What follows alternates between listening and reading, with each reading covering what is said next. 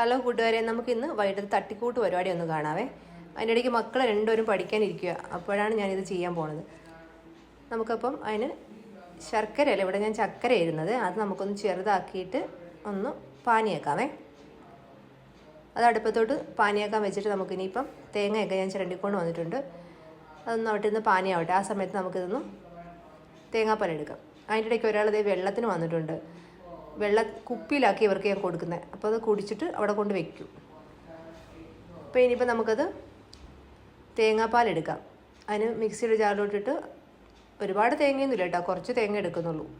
അത് നമുക്കൊന്ന് ഒന്നാം പാൽ ആദ്യം എടുക്കാം. അത് കഴിഞ്ഞിട്ട് കുറച്ച് വെള്ളം കൂടെ ഒഴിച്ച് രണ്ടാം പാലാക്കി വെക്കാം.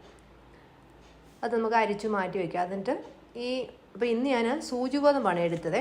സൂചി ഗോതമ്പ് അപ്പോൾ എന്നും ഉപ്പുമാവല്ലേ ഉണ്ടാക്കുന്നത്. അപ്പോൾ ഒരു വെറൈറ്റി ആയിട്ട് പറഞ്ഞൊരു തട്ടിക്കൂട്ട് പരിപാടിയാണ്. ഇതിനെ പായസമെന്നോ കഞ്ഞിന്നൊന്നും പറയാൻ പറ്റത്തില്ല. എന്തായാലും അപ്പോൾ അത് നമുക്ക് പാത്രം അടുപ്പത്ത് വെച്ചിട്ട് നമുക്ക് ഈ പാനി ആ പാത്രത്തിലോട്ട് ഒഴിച്ചു കൊടുക്കാം. പാത്രം നല്ലപോലെ ചൂടായിരിക്കല്ലേ, ശർക്കര പാനിയും ചൂടാണ്. അപ്പോൾ എന്നിട്ട് നമുക്ക് ഈ സൂചി ഗോതമ്പ്, വെന്ത സൂചി ഗോതമ്പ് നമുക്ക് അതിനകത്തോട്ട് ഇട്ട് കൊടുത്തിട്ട് ഒന്ന് ഇളക്കുക. അത് കഴിഞ്ഞിട്ട് ആ രണ്ടാം പാൽ ഒഴിച്ച് ഒന്ന് ഇളക്കാം. നമുക്ക് വെള്ളം എന്തോരം വേണം ലൂസാക്കാം. ഇത് ഒരുപാട് ഞാൻ ലൂസാക്കിയിട്ടില്ല കേട്ടോ. ഇളക്കിയിട്ട് ഒന്ന് തിളച്ച് വരുമ്പോഴത്തേക്ക് ഒന്നാം പാൽ ഒഴിക്കുക.